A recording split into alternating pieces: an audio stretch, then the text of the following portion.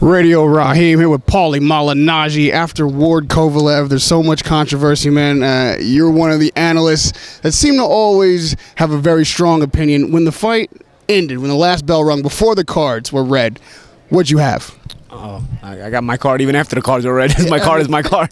I had Andre winning the fight, but I was really impressed with the way he came back after a very tough, difficult beginning to that fight. I feel like he showed a lot of character, and not only getting through the tough situations, the choppy waters, so to speak, but he also not only got through it, he got through it with the intention to win the entire time. And just little by little, he started taking the play away from Kovalev. And like you said, it's not always a Picasso type of performance, but he started to try to bully the bully, let the bully know that he was here to stay, and try to mentally break him down as well as physically. Now, the reason I said before the cards were read was because some of the other broadcasters felt it went the Kovalev way, and then some of the people in the crowd felt it went Kovalev. And when you heard the cards, did you think they had it exactly right, or were you at all convinced by your colleagues? No, I mean I thought it could have went both ways.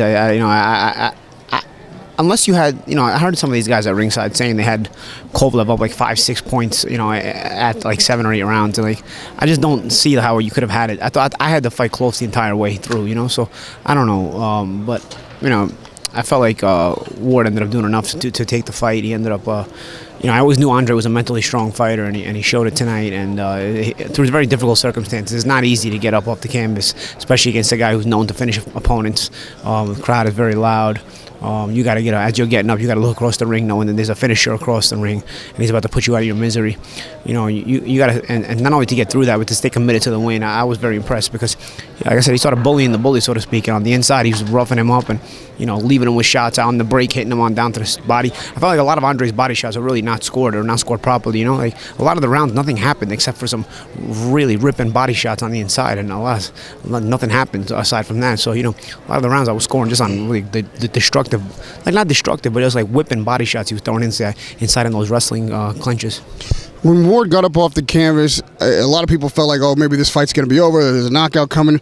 He was able to make an adjustment, start to run away with the fight, and then Kovalev didn't appear to be able to make an adjustment and got frustrated. Do you feel like, in a way, Ward exposed Kovalev as a fighter that can't make an adjustment or is maybe one-dimensional, and that's how he got this fight?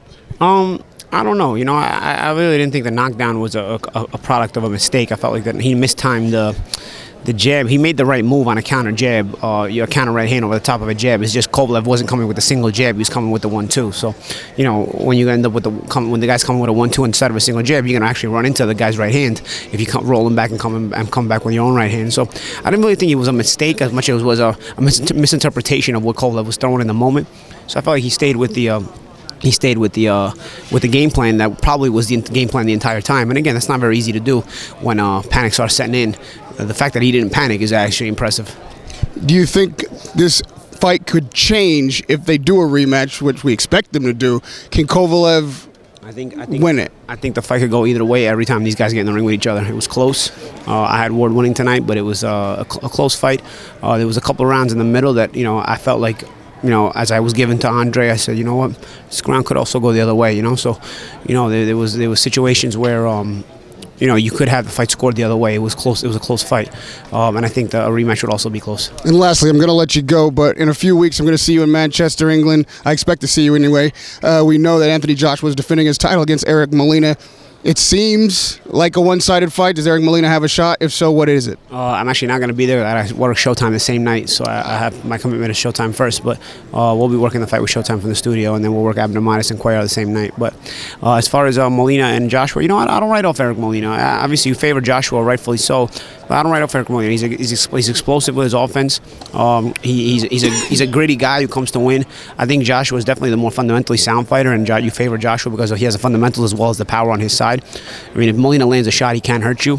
But you favor Joshua, but I highly doubt Molina's showing up just for a check. I think Molina's going to come to try to win the fight, and we'll see how it plays out. And lastly, Mares, Cuellar, since that's where you will be, what's your prediction on that fight? How does that play out? I think it could be another physically gritty fight. Mares is always the kind of guy who likes to be inside, where you really can't extend your punches, and that might be the game plan to take against Cuellar, who throws wide loopy punches. Maybe get on the inside of his. So, I don't expect the prettiest fight between those two. Do you think the referee did a good job tonight? Yeah, I think the referees usually don't do anything anyway. I felt like Robert Byrd let them work it out.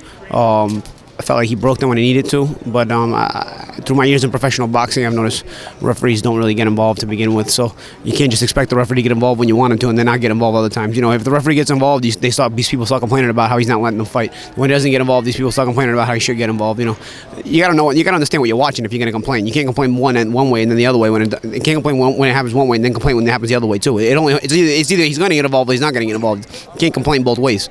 So I felt it was fine. I felt Robert Byrd did a fine job. I felt the fight was always going to be this kind of fight to a degree. Radio Raheem with the Magic Man, Paulie Malignaggi. Thanks for the time. I know it's been a long night. I'll see you on the next one, man. Thanks, man.